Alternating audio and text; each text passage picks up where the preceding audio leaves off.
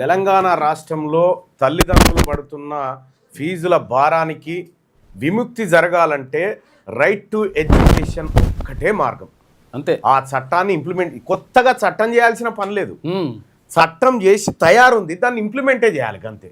EWS వస్తే EWS వస్తారన్న, ఇవాళ వచ్చింది 2 రోజులు, రేపు తెల్లారి మర్నాడు కథం ఇంప్లిమెంటేషన్ 2 రోజులు జరిగింది, 48 hours లా. ఇప్పుడు ఇదేమో 17 ఏళ్ళ నుంచి మొత్తం 17 ఏళ్ళ నుంచి అసలు రైట్ టు ఎడ్యుకేషన్ని ఇంప్లిమెంటే చేయడం లేదు. ఒక్కసారి తల్లిదండ్రులారా, ఇవి కాంగ్రెస్ పార్టీ, బీఆర్ఎస్, బీజేపీ, ఈ పార్టీలు ఇది ఒక చట్టం ఉందన్న విషయాన్ని తల్లిదండ్రులకు కూడా ఎన్నడూ వివరించలే, వాళ్ళ మేనిఫెస్టోలలో కూడా ఎక్కడ పెట్టలే. ఎందుకు పెట్టలేదు అని అంటే, ఇది ఈ కార్పొరేట్ స్కూళ్ళ దోపిడీ ఆగిపోతే నష్టం. ఇంకొక గమ్మత్ విషయం ఏంటంటే, మీరు ఆ పెన్ ఇక్కడది, మీకు ఇక్కడ వ్యూవర్స్ కూడా కొద్దిగా క్లియర్గా ఎక్స్ప్లెయిన్ చేయడానికి ప్రయత్నం చేస్తా. ఇప్పుడు శ్రీ చైతన్య నారాయణ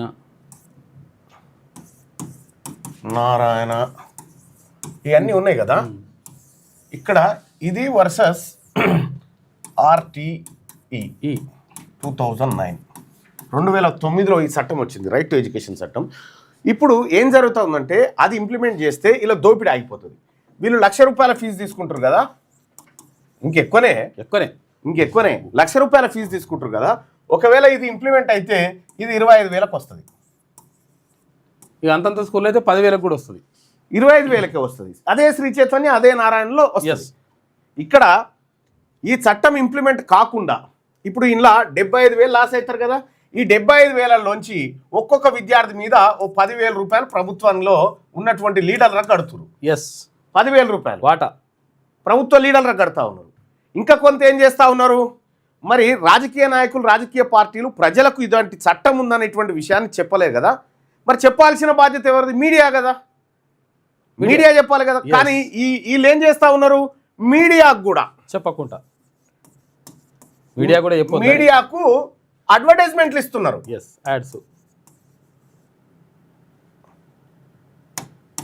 ప్రకటనలు, యాడ్స్ ఇస్తున్నారు. ఈ యాడ్స్ ఇవ్వడంతో ఏమైంది, ఈ మీడియా మూసుకుంది. ఇటు మీడియా మూసుకుంది, ఇటు ప్రభుత్వంలో ఉన్న ప్రభుత్వం మూసుకుంది. ఇవి జరగగా ఇంకొకటి ఏం జరిగిందంటే, ఈ ప్రైవేట్ స్కూళ్ళల్లో 72% స్కూళ్ళు రాజకీయ నాయకులే, 72%. ఈ దోపిడీ అంతా ఆగిపోతుంది అని చెప్పి ఇది ఇంప్లిమెంట్ కాకుండా అడ్డుకుంటా ఉన్నారు. నేను తల్లిదండ్రులకు రిక్వెస్ట్ చేస్తా ఉన్నా, రైట్ టు ఎడ్యుకేషన్ను భారతదేశంలో 9 రాష్ట్రాలు సంపూర్ణంగా అమలు చేస్తూ ఉన్నాయి. ఇప్పుడు ఇదే శ్రీ చైతన్య, ఇదే నారాయణ, హైదరాబాదులో మొత్తం 205 బ్రాంచులు ఉన్నాయి. ఈ రెండింటికి కలిపి 205 బ్రాంచులు ఉన్నాయి ఓన్లీ జిహెచ్ఎంసీ పరిధిలో. వీళ్ళు తమిళనాడుకి ఎందుకు పోరా? తమిళనాడులో కూడా వీళ్ళు వ్యాపారం చేయొచ్చు కదా. తమిళనాడులో శ్రీ చైతన్య, నారాయణ, గల్లికోట ఎందుకు లేవంటే, ఆడ గోవిందరాజన్ అనేటువంటి ఎక్స్ జడ్జి కట్టె పట్టుకొని ఉన్నాడు. ఆయన రైట్ టు ఎడ్యుకేషన్ ఇంప్లిమెంట్ చేసేటువంటి కమిటీ చైర్మన్ ఆయన. వీడు చెప్పినట్టు ఈడ ₹1,00,000 ఫీజు అంటే ఆడ 25,000 అంతే. అందుకు తమిళనాడు పోరు. ఎందుకు పోరు అంటే, తమిళనాడులో మెజారిటీ వర్గాలైనటువంటి బీసీల ప్రభుత్వం ఉంది అక్కడ. కాబట్టి వీళ్ళను అడుగు కూడా పెట్టనియరు. ఆడోటో 10 సంస్థలు ఉన్నాయి మొత్తం కలిపి వీళ్ళ కాడ, కోయంబత్తూరు మెయిన్ దాంట్లో. ఇక్కడ విషయం ఏంటంటే, ఈ రాష్ట్ర ప్రభుత్వం ఇది ఇంప్లిమెంట్ చేస్తే తల్లిదండ్రులకు మస్తు ఉపశమనం జరుగుతుంది. మస్తు పైసలు పిల్లల ఎడ్యుకేషన్ మీద పెట్టాల్సిన డబ్బు చాలా మిగిలిపోతుంది. 25% మంది పిల్లలకు ఫ్రీగా ఎడ్యుకేషన్ దొరుకుతుంది. ఇది అమలు చేయట్లేదు. తల్లిదండ్రులారా, ఇందిరా పార్క్ దగ్గరికి ఎర్ర టెండలో వచ్చి మీ సర్ది మీరు తిని సభను విజయవంతం చేసి రైట్ టు ఎడ్యుకేషన్ ఇంప్లిమెంట్ చేయాలని చెప్పి మీరు ఏదైతే డిమాండ్ చేసిరో, ఆ డిమాండ్కు కోసం మీరు అక్కడికి వచ్చిన తల్లిదండ్రుల ప్రతి ఒక్కరికి కూడా పేరు పేరున ధన్యవాదాలు తెలియజేస్తూ ఉంది తెలంగాణ రాజ్యాధికార పార్టీ. రైట్ టు ఎడ్యుకేషన్ ఒక్కటి మన బతుకులు మారుస్తుంది, ఈ కార్పొరేట్ దోపిడీ ఆగిపోతుంది. కాబట్టి తల్లిదండ్రులారా, మీ పిల్లలు ఏ స్కూల్లో చదువుతా ఉన్నారో ఇక్కడ రైట్ టు ఎడ్యుకేషన్ ఇంప్లిమెంట్ అవుతుందా అని అడగండి. విద్యా హక్కు చట్టం రైట్ టు ఎడ్యుకేషన్ ఇక్కడ ఇంప్లిమెంట్ అవుతుందా అని అడగండి. వానికి అప్పటికే సల్ల చెమటలు స్టార్ట్ అవుతాయి, అమ్మ వీళ్ళకి తెలిసిపోయిందని. అందులోనే ఉన్నది విద్యా హక్కు చట్టం. విద్యా హక్కు రైట్ అది.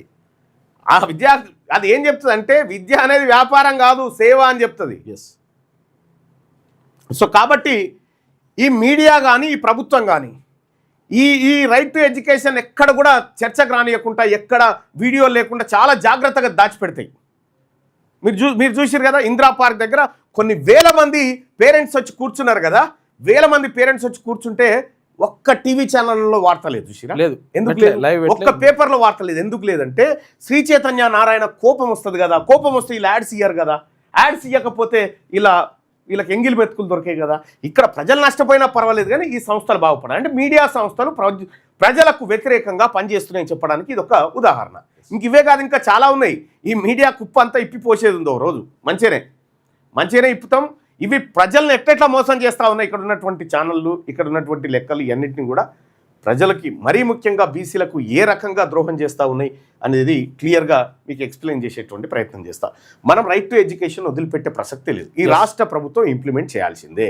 ప్రత్యేక అసెంబ్లీ సమావేశాలు పెట్టి సురవరం ప్రతాపరెడ్డి అని చెప్పి ఒక పేరు పెట్టి ప్రత్యేక సమావేశాలు పెట్టి జైపాల్ రెడ్డి పాలమూరు ఎత్తిపోతలని పెడితే ఈ రెడ్ల కట్టలకు పేరు పెడతానికి ప్రత్యేక సమావేశాలు వస్తాయి. బీసీ బిడ్డల చదువుకు ప్రత్యేక సమావేశాలు ఎందుకు పెట్టదు ఈ ప్రభుత్వం? కాబట్టి రైట్ టు ఎడ్యుకేషన్ ఇంప్లిమెంట్ చేయాలని చెప్పి తెలంగాణ రాజ్యాధికార పార్టీ డిమాండ్ చేస్తుంది స్పష్టంగా. ఈ రాష్ట్ర ప్రభుత్వం ముఖ్యమంత్రి గారు వెంటనే చొరవ తీసుకొని ఈ ఫీ రెగ్యులేషన్ చట్టాన్ని తీసుకొని రావాలి. ఇది ఇంప్లిమెంట్ చేయాలంటే రాష్ట్ర ప్రభుత్వం చేయాల్సింది ఏంటంటే క్లియర్గా, ఒకవేళ ఇది ఇక్కడ ఇంప్లిమెంట్ చేయాలంటే స్టేట్ గవర్నమెంట్ ఏం చేయాలంటే అసెంబ్లీలో ఏం చేయాలంటే ఈ ఫీజు ఏవైతే ఉన్నాయో ఈ ఫీజులను నియంత్రించేటువంటి గోవిందరాజన్ లాంటి మనిషిని పెట్టాలన్న. గోవిందరాజన్ లాంటి మనిషిని పెట్టి ఫీజులు ఎక్కువ, అప్పుడు వీడు కాదు పెంచేది ఫీజులు. ఈ చైర్మన్ ఎవరైతే ఉంటారో ఆయన లేలే నీ పెంచే ముచ్చటే లేదు. ఇప్పుడు తమిళనాడులో ఇక్కడ శ్రీ చైతన్య నారాయణ కాడ లేకపోతే ఇంకొక కార్పొరేట్ స్కూల్ కాడికి పోగానే పోయిన ఆడ తక్కువనే కదా సార్ ఫీజు ఇస్తారంటే లేదు ఇంక్రీజ్ అయిపోయింది, అది అట్లా ఇది ఇట్లా అని చెప్తారు కదా. తమిళనాడులో అవి చెప్పడానికి లేదు. తమిళనాడులో స్కూలోడు ఫీజు పెంచుకోవాలంటే ఆ గోవిందరాజన్ గారికి దరఖాస్తు పెట్టుకోవాలి. దరఖాస్తు పెట్టుకొని సార్ మేము పెంచుకుంటామంటే 3 ఏళ్ల దాకా ఎవరికి పెంచుడు లేదు. 3 ఏళ్ల తర్వాత ఒకసారి పెంచిన తర్వాత 3 ఏళ్ల తర్వాత మళ్ళీ పోయి కలిస్తే దరఖాస్తు పెట్టుకుంటే ఆయన పరిసరాలన్నీ పరిశీలించి నిజంగా వీడు పెంచుకోవడానికి ఛాన్స్ ఉందా లేదా, వీడు అంతమంది చేస్తుండా లేదా అనేది క్లియర్గా తెలుసుకున్న తర్వాత పెంచాలన్నా, పెంచితే ఎంత పెంచాలనేది ఆయనే రాసిస్తాడు సిటీ. ఈడనేమో కాలేజోడు స్కూలోడు రాసిస్తే మనం కడుతున్నాం కదా, ఆడ మన తరఫున గోవిందరాజన్ గారు ఉన్నారు. ఇక్కడ ఎవరున్నారు, ఇక్కడ ఒకరు ఉండాలని చెప్పి మన డిమాండ్. అందుకోసమే ఈ ఫీజును నియంత్రించేటువంటి కమిటీని ఒకటి ఏర్పాటు చేసి ఇంప్లిమెంట్ చేస్తే లెక్క సాఫ్. నేను చెప్తున్నా కదా, నెలకు ఒక ఏడాదికి 90,000 కోట్ల విద్యా వ్యాపారం జరుగుతుంది కదా, ప్రైవేట్స్ కార్పొరేట్స్ విద్యా వ్యాపారం. ఇది ఎంతకు వస్తుంది ఎరికేనా? దెబ్బకు 20-30 వేల కోట్లకు వచ్చి పడుతుంది గంతే. మిగతా డబ్బంతా ప్రజలకు సేఫ్. ఈ చట్టం ఒకటి ఇంప్లిమెంట్ చేస్తే రైట్ టు ఎడ్యుకేషన్ గురించి మీ వాట్సాప్ స్టేటస్లలో, మీ దాంట్లో, మీ ఫేస్బుక్లలో, మీ ట్విట్టర్లో మీరు అన్ని చోట్ల చర్చించాల్సిందిగా మీ అందరినీ రిక్వెస్ట్ చేస్తూ ఉన్నా. రైట్ టు ఎడ్యుకేషన్ అనేది మన హక్కు. కాబట్టి దాన్ని ఇంప్లిమెంట్ కాకుండా అడ్డుకుంటున్నటువంటి వాళ్ళు ఎవరో మీ అందరికీ తెలుసు. ఇప్పుడు మల్లారెడ్డి, రాజశేఖర్ రెడ్డి, పల్లా రాజేశ్వర రెడ్డి, వాణిదేవి గారు, ఇట్లా ఎన్నో యూనివర్సిటీలు పెట్టి మన రక్తం తాగుతూ ఉన్నారు. సేవ కాదు, వ్యాపారం చేస్తూ ఉన్నారు. చూసిరా? ఇప్పుడు గతంలో మల్లారెడ్డి గారు చంద్రబాబు గారు టికెట్ ఇచ్చినప్పుడు చంద్రబాబు నాయుడు దేవుడు అయ్యాడు. ఒక్కసారి కేసీఆర్ అధికారంలోకి రాగానే చంద్రబాబును తటక్కుని ఎత్తేసిను, కేసీఆర్ భగవంతుడే అన్నాడు. ఇప్పుడు మెల్లగా ఏం చేసిను, దేశవ్యాప్తంగా 18 మెడికల్ కాలేజీలు ఒకేసారి ఓపెన్ చేసినందుకు మోడీని మించిన మునగాడులేడా అంటాడు. వాళ్ళకు నీతి జాతి ఏమీ లేదు. వ్యాపారం విషయం, వాళ్ళ కోడలు వ్యాపారం విషయంలో నీతి జాతి ఏమీ లేదు. అర్థమైందా? మోషినోన్ని సావగొట్టమంటే సావగొట్టేస్తారు వీళ్ళంతా అంతే. ఈ మందిని సావదొబ్బి బతికేటువంటి కాదు. 2 రోజులలోనేమో ఈడబ్ల్యూఎస్ అమలవుతుంది.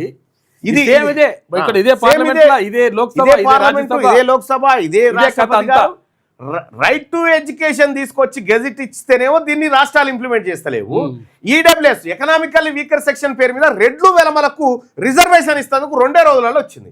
అందుకోసమే వీళ్ళు చేయకపోతే బీసీల ప్రభుత్వం రేపు వచ్చేది ఖచ్చితంగా, బీసీలు ఖచ్చితంగా దీన్ని అమలు చేస్తారు. ఈ కార్పొరేట్ శక్తులు ఇక్కడ తోక జాడించడానికి వీల్లేదు, జరగదు కూడా. అట్లా చేసేదాకా కొద్ది వాళ్ళు వచ్చి పిలువు.